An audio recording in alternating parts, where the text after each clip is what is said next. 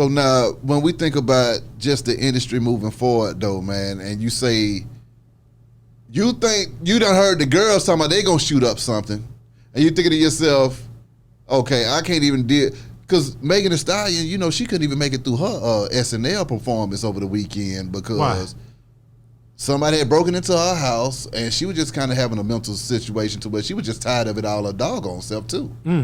You know, so what do you think about just the pressures in the industry being on folks? Because that's kind of what you saw with Kanye as well, to where it seemed like a whole bunch of folks in a pressure cooker going through hell. Is it even worth it anymore? It's worth it if you putting good shit out there. It's about energy, bro. This shit is vibrations. It's sounds. It's the wave. You know what I mean? You know, I'd be like, hey, we on this wave over here. Exactly. And people be hollering about we riding this whole other wave, but sometimes that wave ain't for everybody. You'd be like, okay, how long that wave gonna last? But the positive, good wave lift, you putting out good music, and now, and I said it before, the labels and the radio stations got artists thinking you got to talk about your ops or your body parts, or talk about some drugs just to even get played on these stations or to get signed to a label. And that's a problem, man, if you got these new up-and-coming artists who really got some great things to say, but now they got to jump out of their character to try to get a deal. Yeah. Because they figure like, hey, man, you know what, we heard your demo, but, man, where's that you know, and the people who A&R is trying to say, man, where's that shit, man? We want to hear that shit. Yeah. Oh, you want me to just get grimy? Even though I'm not walking that walk, even though I don't wear that jacket, you just want me to rap this trap shit? Act like I can say it. It's going to sound like I really sold dope, Mr. A&R, but I'm not wearing that jacket, but I rap it like I'm rapping it. I was just talking to Murphy Lee the other day, and we was talking about the music industry. How it goes with dealing with these major labels. The Baby last year was one of the hottest doggone artists in the game. This year he's not. Right. But he's still on that same label. What do you think it was that caused his star to fall so far so fast? Man, it ain't meant for everybody to have that 10-year run, man. Nah. Everybody just ain't gonna have that. It's usually a 10-year run. Yeah. Either for an artist burn out or a group break up. It's usually a 10-year run. Yeah. And it happens, and it's sad to say. Yeah. It's with us, and it's with hip hop. Yeah. You know, they try to put an age on hip hop. Yeah. Well, it does have an age as far as the longevity of groups too. It's usually a 10-year run. And do the best with it, and you know, you got a few folks who still hanging in there. They getting shows now because you know, thank God you got promoters promoting old school concerts and whatnot. But with the Baby, it started getting repetitive. He could rap, don't take nothing from his skills, but once you heard him, it started being the same delivery after a while. Yeah. So that play a part too. And one thing I think when a label see that you could be a problem, you know, dude started fights with everybody. He was fighting everybody. Luckily, he didn't get sued. Yeah. Or did he? He might have on the low really paid some folks off. So when a label kind of see that you're at a certain type of risk, they're going to be careful with their budget and how much they're going to really invest in your promoting you. Especially if the music ain't as hot as it was at first, and your momentum ain't as hot, they're not gonna put but so much into you as far as promotion. And if you got a super, super hot single all over again, like the last time, they're gonna put that same or more of that budget into you. But if your shit is dying down, not saying he just got cold, it just don't last but so long for certain people. Everybody not gonna get that 10-year run. Do you think, how much more, I talked to Rube about this one, how much longer do you think the A has with the chokehold on hip hop, being that we dealing with RICOs and deaths left and right? Well, I mean, on the hip hop shit, we can hit our reset button, but we still got some R&B shit popping through here too. Ooh. So that's the beauty. So you got to think, with LaFace and all that was popping, the only hip hop on that label was Goody Mob and Outkast, but it was mostly Tony Braxton and Usher. That's right. TLC. Yeah. There was a lot of Atlanta R&B popping around here too. So now if the R&B artists would start back making good songs, you know, based around.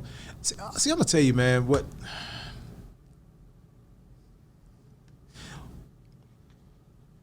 These artists nowadays are making songs about things that a lot of people can't relate to. Everybody can't relate to your jewelry. Stop talking about your jewelry on every record, man. Yeah. You know, everybody don't want to ain't going to Icebox spending $100,000 a month. Like that's right. So people ain't even rapping about real shit that what people are going through no more. That's why the What's Going On was a big album to this day, Marvin Gaye's biggest album, because the timing.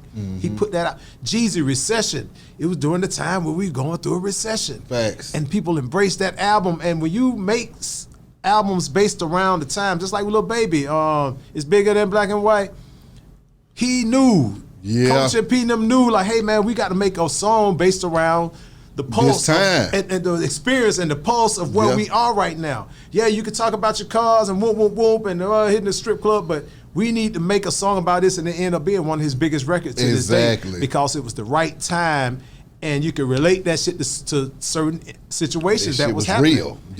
It's a movie that plays with that plays with that song when you hear it on the radio right now. Exactly. So artists done got away from releasing music that's based around the pulse of what the world is going through. Yeah. I'm with you.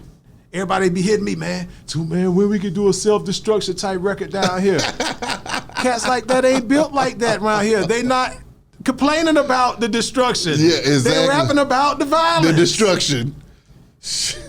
They don't want that. And you don't want to have them at a video shoot together.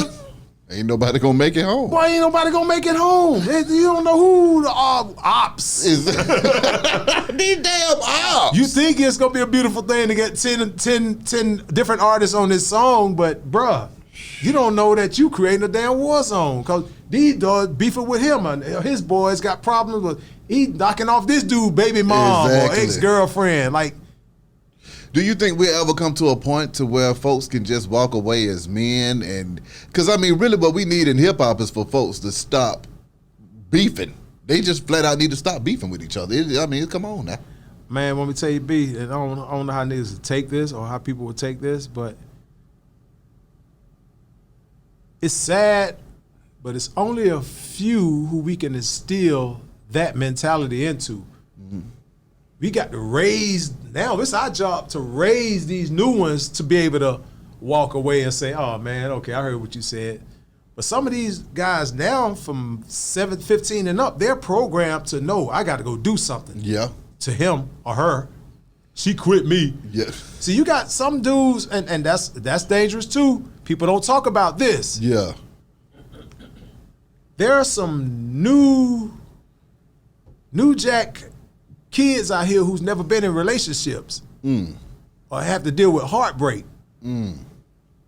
So imagine you in middle school, elementary school, you done had girls, oh, that's my girlfriend. Y'all ain't together. You just, because she's the prettiest one in the class and you call her your girlfriend, but she's really not your lady. So middle school, you kind of meet at the mall. We gonna meet at the movie. Your mom drop you off, or we go watch this movie together. My mom picking me up from the mall. Your mom picking you up. You know, some old school Greenbrier shit. Exactly. So when you get in high school, you may see some new couples walking down the hall. You carrying this guy, guy carrying his girl books or whatnot. Boom. And from 9th to 12th grade, some of them might be having sex, some may not. Yeah. But to experience that at an early age, that's cool. To be in a relationship and to deal with heartbreak. Yeah. But when you got a person who's never dealt with that until he got like 20 or something, and he found out this girl seeing somebody else, and he's got a gun. These guys have never dealt with heartbreak or some disloyal things. Yes, your girl don't want you no more. You got some guys who was raised to where had an uncle or a big brother or a dad to say, hey, man, there's plenty more in the sea, man. Exactly. Don't worry about that. But for a kid who has never been heartbroken, never been in a real relationship, and figure that some dishonest acts have happened to where, oh, man, she done betrayed me. Oh, she's seeing this other dude. And they want to go and shoot up everybody, bro, because he's never experienced heartbreak or just dealing with that at an early age. Yep. So when you got a new jack late bloomer man or even woman who dealing with that shit. It's like that's a beast, bro. That's real. So sometimes you don't you got to let your kids date. Yeah. You got to let them move around because you do not want to have a 30-year-old virgin, and you want a guy who understands that it's more fish in the sea. But if some of these kids, man, they get in the dating scene at such a late age to where, like I said, when they deal with some type of heartbreak, they ready to kill people. That's real. And so we can tell them, hey, man, that ain't the right thing to do. No, it's our job to really just go on and raise these new ones like men, the way that the gentlemen that we would want them to be for our daughters, man, and our granddaughters in the future. You know what I mean? But a lot of them, man, they got their mind set on, no, I got to go straighten this shit. It's sad, bro. It's crazy, Toomp. It's crazy. Now, I mean, to bring it all the way home, though, what you got to tell your fans? Because they've been looking for you, Toomp. Man, y'all don't be looking for me. Yeah, they've been looking for Jesus. You. Oh, shit. Nah, I'm just playing, man. Yo, man, all I can say really, man, I feel like, when people hear me say something about cleaning up the game, I'm not saying lock more people up. I'm just saying, man, it's time to change, y'all. It's time to change this content. Like, I'm seeing parents on Instagram twerking with their daughters. Come on now. Or I'm seeing parents riding in cars with their 3-4-year-old and they saying all the words to the songs, even the cuss words. You got parents smoking weed in front of their kids. Your kid's 5 years old. Yeah, you think they inhaling this. So it's a lot. It's turmoil like that, bro. It's some moms ain't being moms, dads ain't being dads, grandmoms ain't being real grandmas. It's a lot going on, bro, and that shit need to be straightened, bro. And I'm not here to really try to tell nobody what to do, but when y'all really just wondering what the problem is within or sometimes in our community, it starts under the roof.